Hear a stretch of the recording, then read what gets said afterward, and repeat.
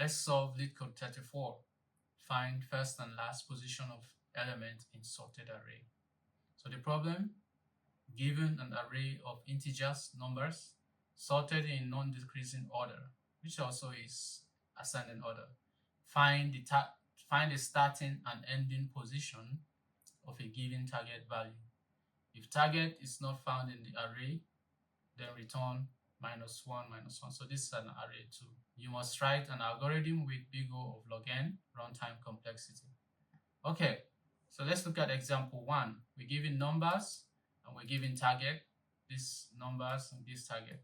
So what we're supposed to do is find position where A is first found and position where A, the target, is also last seen. So we start scanning. If we do naively, we will scan through the array, find the first one, scan again, find the last one. Probably scan from behind. So we probably need to scan twice. But that solution will run in big O of n time complexity, and we're already asked to solve this problem in big O of log n complexity. Okay, so what we're going to do to achieve log n complexity is to solve this problem using binary search. So binary search works by repeatedly breaking down the array into two, choosing which part we will find the problem potentially. Okay, say we're looking for 8, we break this array into this part and this part. 8 is bigger than 7, so we have to choose to search on this part.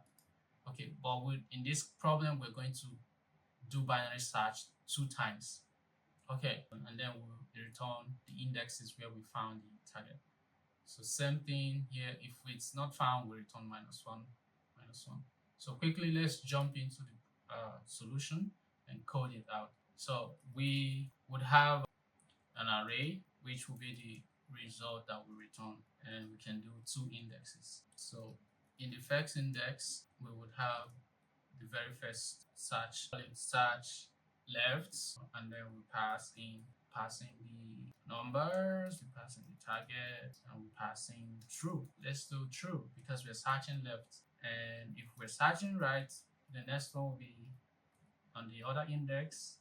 The second index will be searching right, so we'll pass in false because we're not searching left anymore. Numbers, same target, we're passing false. Okay, at the end of this, we will return result. Now let's implement this function that we call search left, which is a binary search function. So it's gonna return an integer value, and that could be -1 or the index if we found it. So we need an array numbers.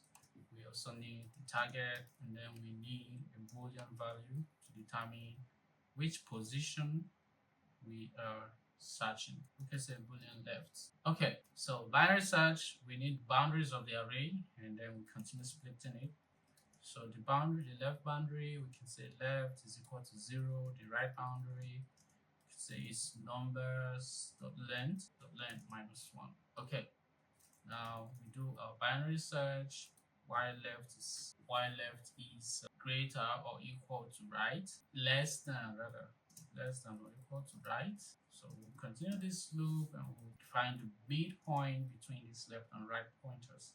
So we do integer division, but I'm gonna do left plus right minus left to avoid integer overflow. Okay, so now if what we have in this index equals the target, then we return this index. Yeah, return mid. If what we have here, okay, now we don't have this is not what we should do.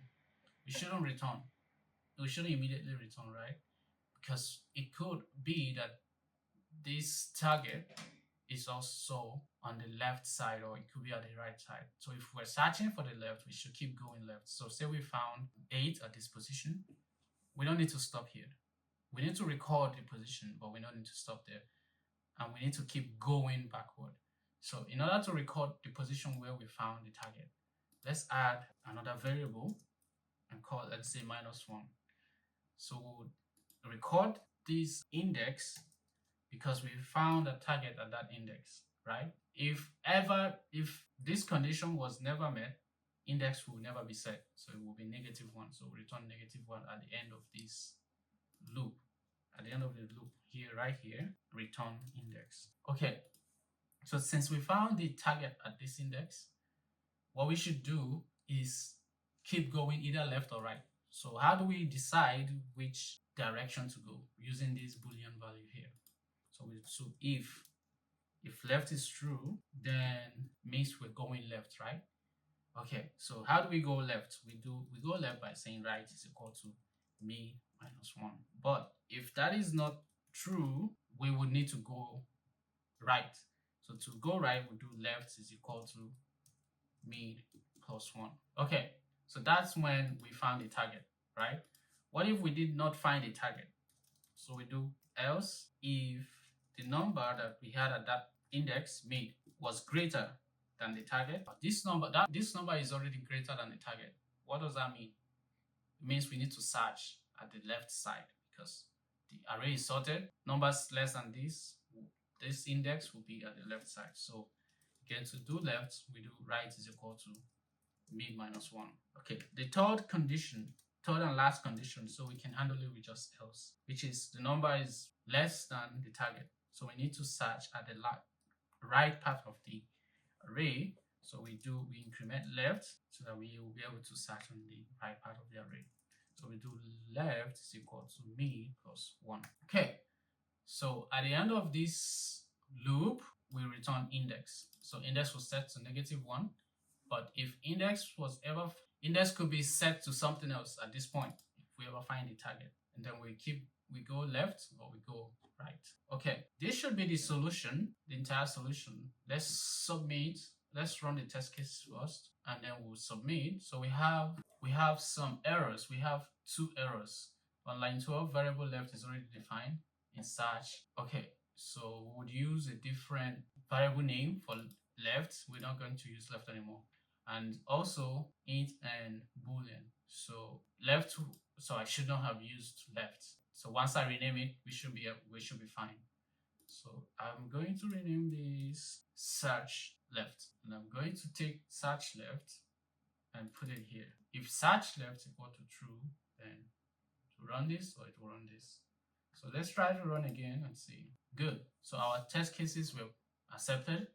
Let's also submit the code so that it will run against the rest of the test cases. Okay, great. Our solution was accepted. So that is it for this video. Thank you for watching. I'm sure it helped. Please like and subscribe. See you on the next one.